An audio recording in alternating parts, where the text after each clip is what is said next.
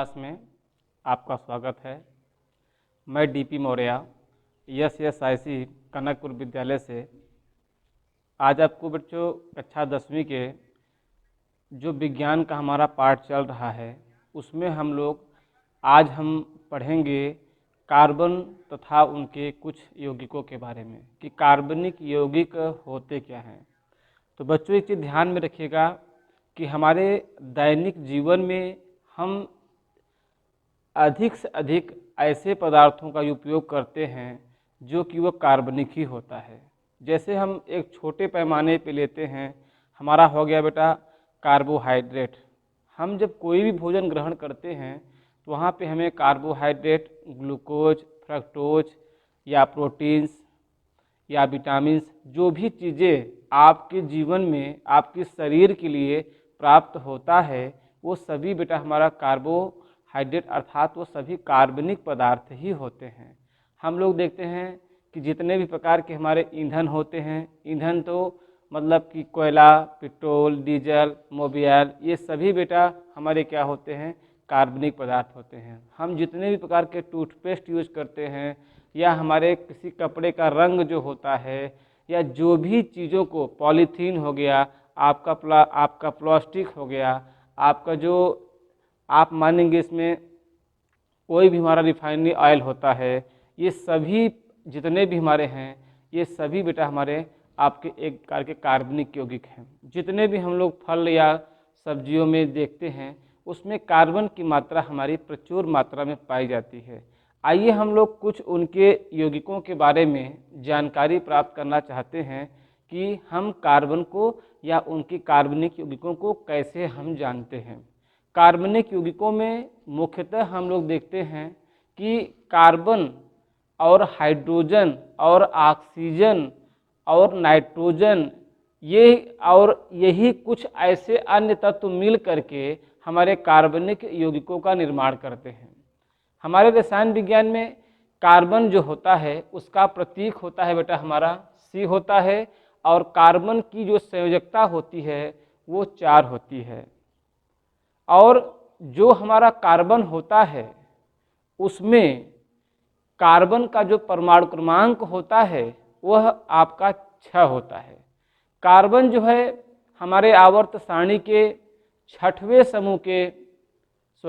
चौथे समूह का आपका पहला एलिमेंट होता है। उसे हम P ब्लॉक के चौथे समूह का पहला तत्व बोलते हैं जिसका नाम होता है कार्बन। हम लोग कहते हैं हीरा, ग्रेफाइट, ये सब जो भी चीज़ें हमारी हैं ये सब कार्बन के हमारे अपर रूपक हैं। मतलब कि कहने का तात्पर्य ये हुआ कि हमारे दैनिक जीवन में हम जितने भी पदार्थों का अध्ययन करते हैं वो 90% नहीं कहेंगे लेकिन आपका 85% हमारा जो होता है वो कार्बनिक पदार्थ ही होते हैं। आइए बच्चों हम बात करते हैं कार्बन की विशेषता। ध्यान देना बच्चा कि कार्बन हमारा जो होता है उसकी संयोजकता 4 होती है और हाइड्रोजन की संयोजकता हमारी 1 होती है। कार्बन किसी भी प्रकार के यौगिकों का निर्माण करेगा उसमें कार्बन के 4 बंध पाए जाते हैं। कार्बन की 4 संयोजकता का आशय यह होता है कि कार्बन की संयोजकता हमारी 4 होती है। ठीक है, तो पहला शब्द बेटा हमारा निकल के आता है कि हाइड्रोकार्बन क्या होते हैं। ध्यान देना बेटा, हाइड्रोकार्बन क्या होते हैं। तो हम यही कहेंगे कि जो हमारे यौगिक कार्बन और हाइड्रोजन को मिलाकर के प्राप्त होते हैं उसे हम लोग हाइड्रोकार्बन कहते हैं। मतलब कि जो यौगिक हमारा कार्बन और हाइड्रोजन को मिलाकर के बनते हैं उसे हम लोग कहते हैं हाइड्रोकार्बन। तो कार्बनिक यौगिकों को बच्चों यहाँ पे 2 वर्गों में बांटा गया है। ध्यान देना, कार्बनिक यौगिक कितने वर्गों में बांटे गए? 2 वर्गों में। एक बेटा होता है खुली श्रृंखला के यौगिक और एक होता है हमारा बंद श्रृंखला के यौगिक।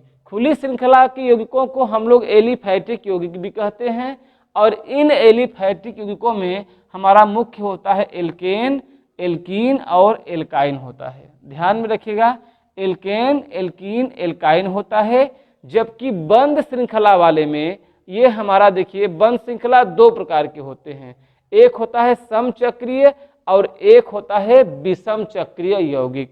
और देखिए समचक्रियों को दो भागों में बांटा गया, एक होता है एलिसाइक्लिक और एक बेटा होता है हमारा एरोमेटिक। तो याद रखेंगे कि समचक्रीय यौगिक जो हमारे कार्बनिक यौगिक बंध श्रृंखला बनाते हैं वो दो प्रकार के होते हैं। हम यहाँ पे केवल आपको नाम बता रहे हैं, हम क्रम बाय क्रम आपको सारी बातों को समझाने का प्रयास करेंगे, ठीक है। तो यहाँ पे आप ध्यान रखिएगा कि कार्बनिक यौगिक हमारे कितने प्रकार के होते हैं बच्चों। तो आपने कहा नंबर 1 होता है हमारा खुली श्रृंखला के यौगिक और नंबर 2 होता है बंद श्रृंखला के यौगिक।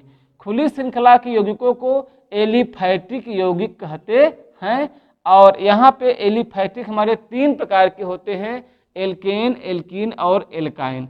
एल्केन का सामान्य जो सूत्र होता है वह CnH2n+2 होता है। यहाँ पे n बराबर 1 2 3 4 डॉट डॉट लिया जा सकता है, जहाँ n क्या होता है, कार्बन परमाणुओं की संख्या होती है, ठीक है। और नंबर 2 होता है एल्कीन। एल्कीन का सामान्य सूत्र होता है CnH2n होता है, CnH2n होता है, जहां पे n बराबर आप 2 से शुरुआत करते हैं, 2 3 4 डॉट डॉट डॉट ले सकते हो। उसी प्रकार से बच्चों अगर हम एल्काइन की बात करते हैं, एल्काइन का सामान्य सूत्र होता है CnH2n-2 होता है, यहाँ n बराबर हम 2 3 4 डॉट डॉट ले सकते हैं। मतलब कि जो हमारा n है वह कार्बन परमाणुओं की संख्या होती है। ध्यान में रखना बेटा कि हमारा एक कार्बन परमाणुओं की संख्या होती है। और एक बात ध्यान रखना कि एक कार्बन का नाम होता है मेथ, 2 कार्बन का नाम होता है एथ, 3 कार्बन का होता है प्रोप और 4 कार्बन को हम लोग ब्यूट के नाम से जानते हैं। ऐसे 5 कार्बन है तो पेंट, 6 कार्बन है तो हेक्स बोलेंगे, 7 है तो हमारा हेप्ट होगा, 8 है तो हमारा आक्ट होगा, 9 है तो हमारा नान होगा और 10 है तो बेटा हमारा डेक होता है। ये कार्बन की संख्या को आधार पर उनके हम नाम बता रहे हैं, 1 कार्बन, 2 कार्बन, 3 कार्बन, कितने कार्बन है। ध्यान देना बच्चों, हमने कहा कि जो भी हमारे कार्बन और हाइड्रोजन मिलकर के अपने कंपाउंड को बनाते हैं उन सभी कंपाउंडों को हम लोग कहते हैं हाइड्रोकार्बन कहेंगे। और हाइड्रोकार्बन हमारे जो होते हैं ये सभी बनाएंगे, ये जितने भी हमारे कंपाउंड दिखाई दे रहे हैं जो आपकी बंध श्रृंखलाओं के प्रकार हैं वो सभी हमारे आपके हाइड्रोकार्बन का ही प्रेजेंटेशन करते हैं, लेकिन सबका रूप विचार अलग अलग होता है, सिद्धांत अलग अलग होता है। बंध जो है अलग अलग हमारे बनते हैं, सब में बंध अलग अलग बनता है। एक कार्बन कितने बंध बनाएगा, तो आप कहेंगे एक कार्बन चाहे किसी भी प्रकार के कंपाउंड से बनाएगा, ये तत्व से बनाएगा, लेकिन वहां पे सह संयोजक बंध ही बनाएगा और एक कार्बन 4 बंध बनाता है। चारों हमारे आपके सह संयोजक बंध के रूप में हमारे कार्य करते हैं। ध्यान में रखना बेटा, हम लोग एक के बारे में बात करते हैं। हमने कह दिया कि एक कार्बन कितने बंध बनाएगा, तो आप कहेंगे एक कार्बन के 4 बंध होते हैं और एक हाइड्रोजन जो बेटा होता है वह एक हमारा सह संयोजक बंध बनाता है। हमारी बात को यह समझिएगा कि एक कार्बन के 4 बंध होते हैं और एक हाइड्रोजन जो होता है वो 4 हमारा होता है, ठीक है। अब आप यहाँ पे देखने का प्रयास करेंगे, हम एक की बात करते हैं। पहला हम लोग बात करेंगे एल्केन क्या होते हैं। एल्केन के बारे में बात करेंगे कि एल्केन समूह के सदस्य कैसे होते हैं, उनका क्या अपना विचारधारा होती है। ध्यान देना बेटा, एल्केन एल्केन एल्केन का हमारा शाब्दिक अर्थ होता है एल्क, एल्क धन एन। ध्यान देना, एल्क धन एन होता है, एल्क धन एन। हम लोग एलिफैटिक यौगिकों के प्रथम नाम को बात करते हैं बेटा, इसको आप ध्यान में रखिएगा, यही हमारे होते हैं एल्क। कौन? जो ये आपके लिखे गए हैं, 1 कार्बन, 2 कार्बन, 3 4 5 6 7 8 9 10, जो भी कार्बन आपको लिखे हुए हैं इन्हीं को हम लोग बोलते हैं बेटा एल्क। क्या बोलते हैं ये? यही हमारे होते हैं एल्क, यही एल्क है और उसमें हम लोग नाम देंगे। एल्केन का सामान्य सूत्र होता है CnH2n+2 होता है। यहाँ बेटा n बराबर हम 1 2 3 4 5 जो भी आप सोचिए, आप यहाँ पे जहाँ ये कार्बन परमाणुओं की संख्या है, n क्या है? कार्बन परमाणुओं की संख्या को प्रेजेंट करता है। अगर बच्चों, अगर हम लोगों ने यहाँ पे n बराबर 1 लिया एल्केन परिवार में, यहाँ पे 1 रखोगे, 1 धन 2 गुणते 1 धन 2 बराबर बनेगा बेटा CH4। आपको समझ में आ रहा है कि ये CH4 है। एक कार्बन के 4 बंध बनते हैं और एक हाइड्रोजन हमारा 4 बंध बनाता है, तो इसका हो जाएगा बेटा क्या? तो आप इसका बंध बनाएंगे, एक कार्बन के 4 बंध बनते हैं और इनके साथ में 4 हाइड्रोजन लगा है, तो चारों हाइड्रोजन एकल बंध बना करके इनकी संरचना को प्रेजेंट करते हैं। अब आइए बेटा इसका नाम देखते हैं। एक कार्बन को हम लोग क्या बोलते हैं?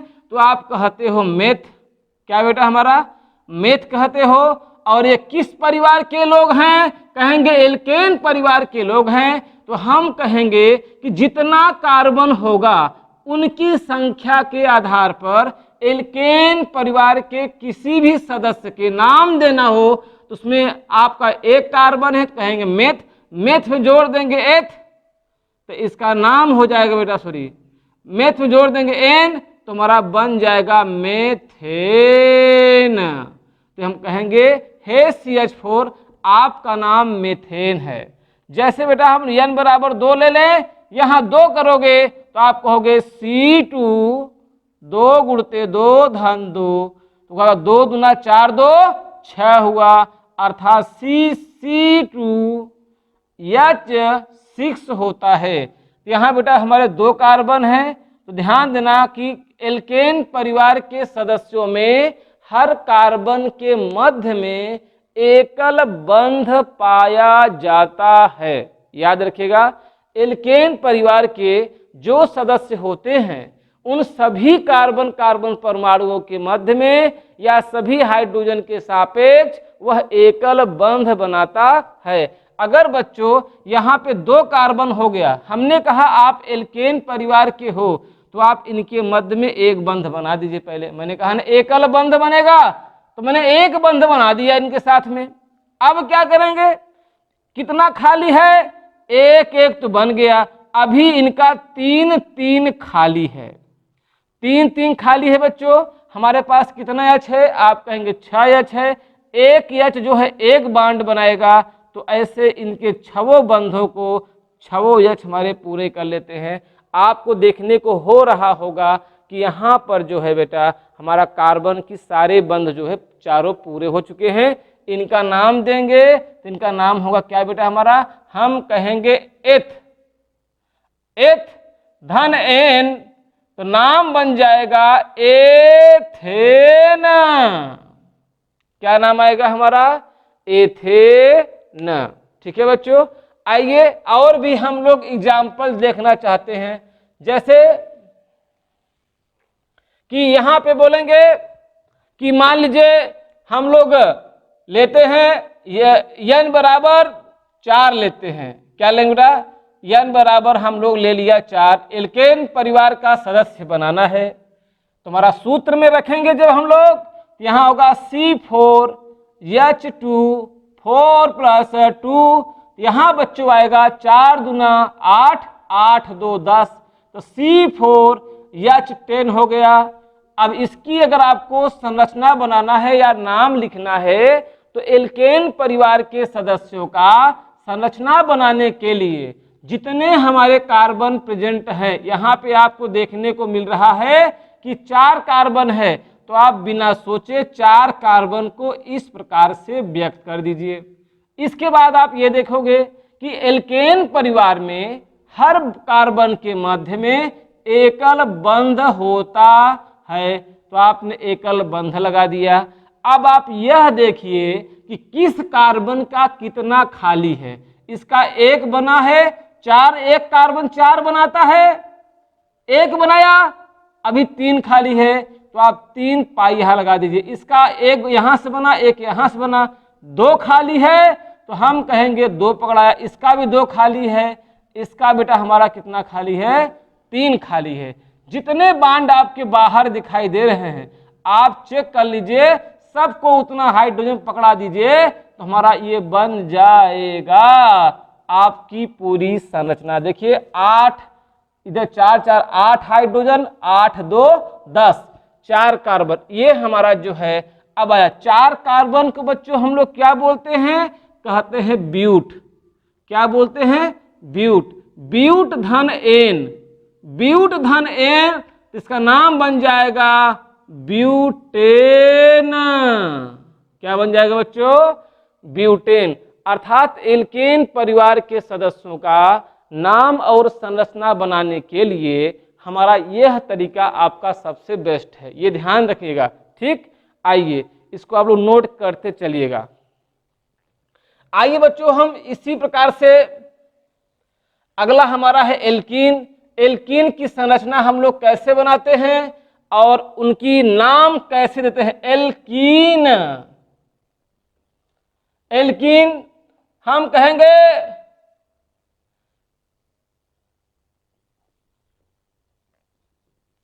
एल्कीन। एल्कीन, एल्कीन का यहां पे होगा एल्क, एल्क धन ईन। क्या बेटा हमारा, एल्क धन ईन। एल्क वही है लेकिन इसमें बेटा यन बराबर यहां से कितना शुरू होता है, 2 से। एल्केन परिवार के सदस्यों में हमें यह ध्यान देना होता है, किसी 2 कार्बन के मध्य में एक डबल बॉन्ड पाया जाता है। क्या मिलता है बेटा, डबल बॉन्ड।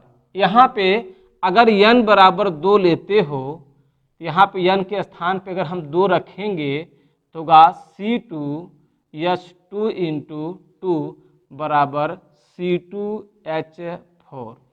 ये आपका बन गया। अर्थात यहाँ पर हमारा आपका ये 2 कार्बन का हमारा कंपाउंड एल्कीन परिवार का बना। आपको ये बताया गया था भी कि जो भी हमारे एल्कीन परिवार के सदस्य होंगे उन सभी कार्बनों के मध्य में, किसी 2 कार्बन के मध्य में एक हमारा द्विबंध होगा। बाकी वो किसी प्रकार से जुड़े वो उससे मतलब नहीं। अगर एल्कीन परिवार का गुण अगर आप रखते हो तो वहां पे किसी 2 कार्बन के मध्य में आपको एक डबल बंध अर्थात द्विबंध लगाना पड़ेगा। आइए यहाँ पे 2 कार्बन है, हमने 2 कार्बन लिख दिया। जो हमारा शर्त है कि किसी 2 कार्बन के मध्य में एक डबल बॉन्ड होगा, तो यहाँ पे 2 ही कार्बन हैं, आपने एक डबल बॉन्ड यहाँ पे लगा दिया। इसके बाद आप यह चेक करिए कि किस कार्बन का कितना खाली है। तो हमारे समझ में आ रहा है इस कार्बन को 2 बंधा हुआ है, एक इसका 2 खाली है, इसका भी हमारा 2 खाली है। अब जो खाली हमारे हैं उनको एक एक हमने क्या पकड़ा दिया, H। तो आप देख लीजिए C2H4 बन रहा है बच्चों। इसका नाम क्या होगा, हम कहेंगे एल्क। एल्क हमारा कौन है, इसका 2 कार्बन। 2 कार्बन के लिए हम लोग क्या बोलते हैं, एथ। क्या बोलते हैं बच्चों, एथ बोलते हैं। उसमें क्या जोड़ देंगे हम लोग, ईन। तो हमारा इसका नाम हो जाएगा क्या, एथीन। बात समझे बेटा, इसका नाम क्या हो जाएगा, तो कहेंगे एथीन। क्या लाभ होगा, एथीन। ऐसे आप लोग n बराबर जो है 3 ले लीजिए। तो यहाँ पे 3 रखेंगे हमारे सूत्र में, तो C3H2 इंटू 3 बराबर होगा C3H6 होगा। जितने कार्बन हैं आप पहले उनको आप प्रेजेंट कर लीजिए। और हर कार्बन के आपको ये कहा गया है कि एल्कीन परिवार के सदस्यों में किसी 2 के मध्य में एक क्या होना चाहिए बेटा, डबल बॉन्ड। तो हमारे पास देखिए यहाँ पे या तो डबल बॉन्ड यहाँ लगा दें या यहाँ लगा दें। एक बार डबल बॉन्ड आपने लगा दिया, फिर इसके बाद ये नहीं कि यहाँ भी लगाना है, हम इसके बाद यहाँ पे क्या लगाएंगे, सिंगल बॉन्ड। मतलब कि एल्कीन परिवार का अगर सदस्य है तो 2 कार्बन के मध्य में चाहे जितनी बड़ी कार्बन की श्रृंखला होगी उसमें किसी 2 कार्बन के मध्य में केवल एक बार द्विबंध लगेगा। इसके बाद आपने द्विबंध लगा दिया तो शेष जो कार्बन बचते हैं उनके साथ में हम सिंगल बॉन्ड का उपयोग करते हैं। अब आप चेक कर लीजिए, इसका 2 बंद हो चुका है, कितना खाली है 2, इसका देखो 1 2 3, इनका कितना खाली है बेटा 1, और यहाँ पे इसका भी 1 बंधा है, 3 खाली है। देखिए 1 2 3 4 5 6 आपके हाइड्रोजन है, आपने लगा दिया तो यहाँ पे हमारा आपका जो है इसकी संरचना बन गई।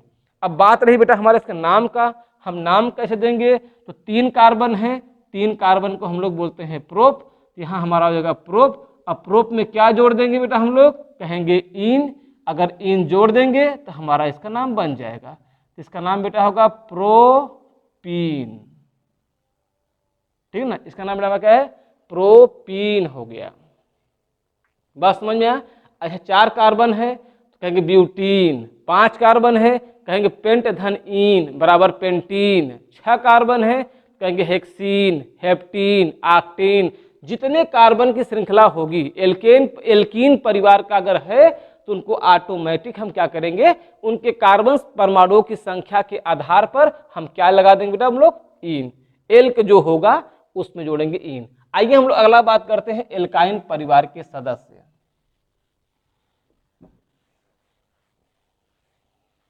एल्काइन परिवार के सदस्य बेटा हमारे क्या होते हैं, एल्काइन नंबर 3 है एल्काइन।